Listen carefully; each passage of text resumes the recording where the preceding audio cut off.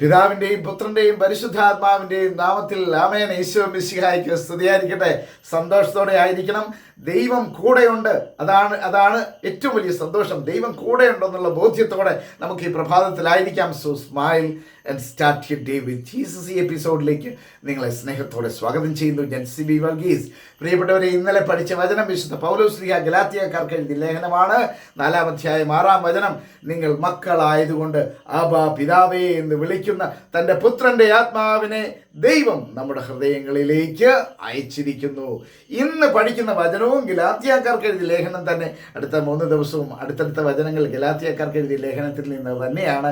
ഞാൻ അത് വായിച്ചപ്പോൾ അത് നിങ്ങളുമായി പങ്കുവയ്ക്കാമെന്ന് വിചാരിക്കുന്നു. അതുകൊണ്ടാണ് ആ 3-4 വചനങ്ങൾ ഒരുമിച്ചെടുത്തിരിക്കുന്നത്. നാളെ മറ്റൊരു വചനം നിങ്ങളുമായി പങ്കുവയ്ക്കുന്നതാണ്. ഇന്ന് നാം പഠിക്കുന്നത് ഗലാത്യക്കാർക്ക് എഴുതിയ ലേഖനം 5-ാം അധ്യായം 1-ാമത്തെ വചനമാണ്. വിശുദ്ധ പൗലോസ്ലീഹ ഗലാത്യക്കാർക്ക് എഴുതിയ ലേഖനം 5-ാം അധ്യായം 1-ാം വചനം. The letter of Saint Paul to the Galatians chapter 5 verse 1 ഇങ്ങനെ പറയുന്നു: സ്വാതന്ത്ര്യത്തിലേക്ക് ക്രിസ്തു നമ്മെ മോചിപ്പിച്ചു. സ്വാതന്ത്ര്യത്തിലേക്ക് ക്രിസ്തു നമ്മെ മോചിപ്പിച്ചു. അതുകൊണ്ട് നിങ്ങൾ സ്ഥിരതയോടെ നിൽക്കുവിൻ. അടിമത്തത്തിൻ്റെ നുഖത്തിന് ഇനിയും നിങ്ങൾ വിധേയരാവരുത്.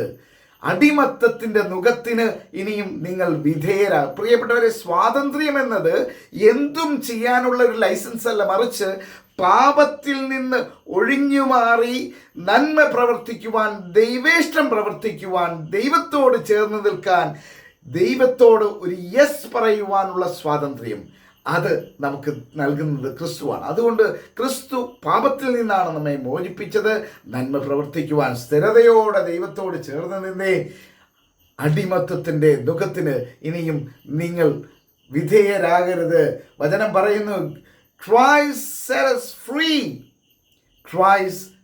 us free. So stand firm and do not submit to the yoke of slavery.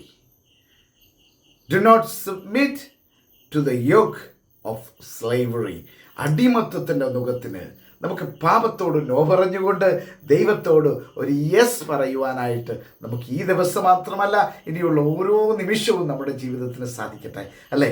അതുകൊണ്ട് ദൈവത്തോട് ചേർന്ന വലിയ സ്വാതന്ത്ര്യം നമ്മുടെ മനസ്സിന് ഉണ്ടാവും, നമ്മുടെ ജീവിതത്തിനുണ്ടാവും. പാപത്തോട് നമുക്ക് നോ പറയാം. ആമേൻ.